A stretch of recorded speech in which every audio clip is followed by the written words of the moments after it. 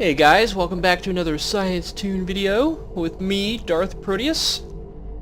Today we're doing the T6 Lukari Ho'kuun science vessel, and as you notice it doesn't look like a triangle, and that's because we're using the T5U Lukari Nakam science or scout ship skin on this vessel, which you were able to use if you have both ships. And as you can see, it's a mothership kind of looking thing. It's got that whole saucer-esque look to it. And I've got the Borg shields and deflector and engine on it just to give you guys an idea of, you know, what it looks like with something else instead of the standard stuff that everybody's running right now. But as you can see, the Borg stuff looks pretty cool on this vessel. It makes it look very, very alien and very... probably more Borg-like than most of the ships I've seen with the Borg sets on them. It definitely has that whole probe feel to it. But yeah, that's a really nice little boat. It's got a nice turn rate, flies really decent, did very well in an ISA that we did earlier. But let's take a look at our build here. I'm going to go over a few things here and then we'll jump right into the ISA. As you can see, we're running our standard staples. I'm going to highlight some of these so you can see what we're running. Nothing really major has changed in the build for a while. Even though we're in the new current meta, the Season 13 balance changes did make a little bit of a big to-do over what you needed to run, but the science builds really didn't get pounded a lot as far as damage mitigation and damage output.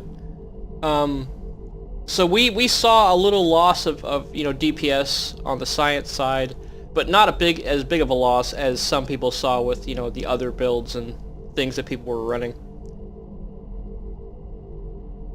But yeah, it's been pretty interesting to play with. Now the trait and the console on this ship, I'm not running those on this particular build because they don't really mesh well with our build style for this one. But normally I will usually try to run the console and the trait just to test them out, and let me show you what the console here is. It's basically a shield regen and a hull regen boost.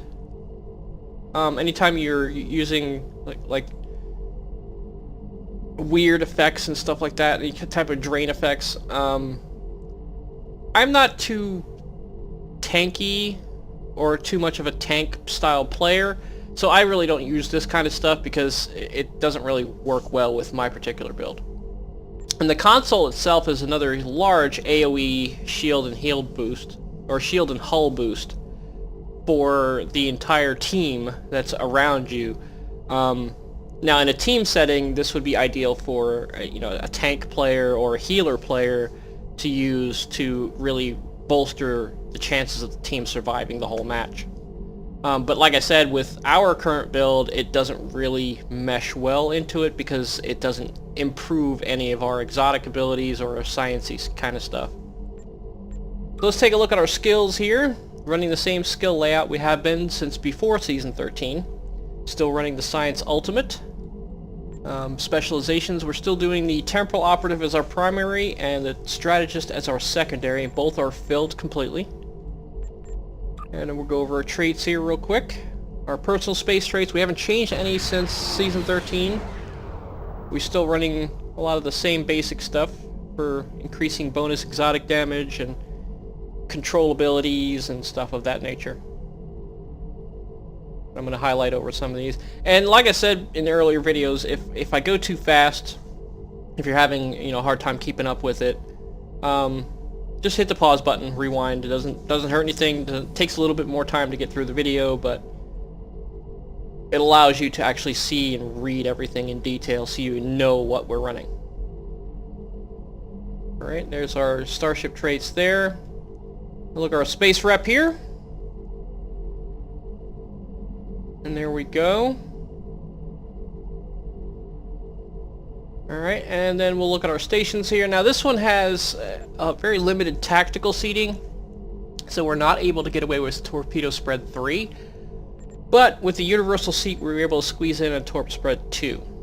And since this is an Intel vehicle with an Intel seat, we're able to utilize the override subsystem safeties too, which gives us a pretty good boost in our power levels, and that helps out our exotic abilities, helps out the energy weapon damage output, but it's not really necessary for the energy weapons to be maxed out in power because we're not relying on them for our DPS.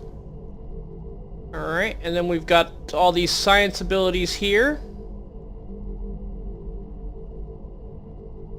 Basic staples that we're always running. And then the hazard emitters there for the heal. So as you can see, we're not very tanky, we're not really doing a whole lot of heals per se, and damage mitigation, but we do have a little bit with the aux to power to damp, which gives us some physical and kinetic resistance, which is important against the Borg because them torpedoes hit hard. Alright, and then we'll show you our duty officers. Our standard DOFs here. Let's go to my roster. We've got our warfare specialist for the Borg. We've got our emergency con officer, that every time we hit emergency power to engines, it reduces the cooldown to 0 on our evasive maneuvers. Then we've got our deflector officers here. Reduces the cooldown retard times for all of our deflector-based abilities. And then the Hakiv hazard emitters guy, he's on there because why not? A little bit more heal for the team. And then the Tanan, which is our gravimetric scientist, reduces the cooldown on exotic damage abilities whenever we create anomalies. So that's another way of keeping our cooldowns close to 0 as possible. But yeah, that's the build, guys. That's the Lukari Ho'kuun science vessel. Pretty sweet looking. I kind of like it, even though it doesn't have pets or a 7th weapon slot. It does have some good maneuverability, and the layout is enough of a layout to give you some really, really good science abilities and have you really pounding out the exotic damage. But we're going to go run this ISA, or I'm going to show you the ISA we ran already. I forgot I ran that one already. We're going to show you guys that, and then show you the parse at the end, and hopefully you guys will enjoy that. So we'll see you guys when we clip over to the ISA run.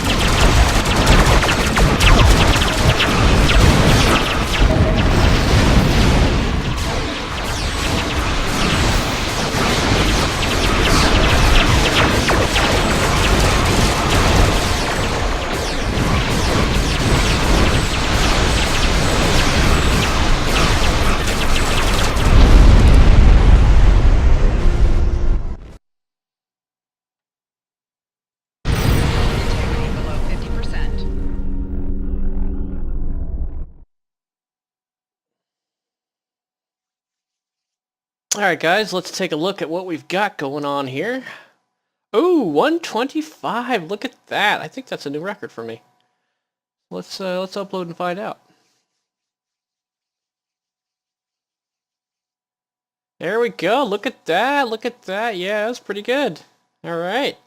So we got 125 with the T6 Lukari Ho'kuun vessel. And let's take a look at our DPS chart here. Massive growth spike there. Massive spike. Pretty good stuff. See damage chart here. Nice spikes going on there. Pretty good stuff. Alright, let's look at our player combat analysis report. We'll pick ours. And what do we got here? Alright, look at that secondary deflector. Glorious stuff. 10k subspace vortex. Really good stuff here. But as you can see, guys, this build, it really does very well, even in the current environment. Even on a tier 6 ship that has a 3-3 weapons layout and no pets whatsoever. So yeah, you guys can see it's definitely worth picking up, going through the trouble. And as you can see, I'm using the Lukari T5U ship skin on this one, which is a lockbox ship that you could pick up on the exchange. Makes it look like a saucer. I kind of like that thing with the Borg stuff on there. But yeah, you guys witnessed a record breaker today. So you guys, hope you enjoyed this video. If you did, smack that like button. If you want to see more of this kind of stuff, smack that subscribe button. As always, share this on social media with your friends. And spread the word. We're doing the science stuff the science way. But I am DarthProtius. You guys have a Trek day. I'm out of here.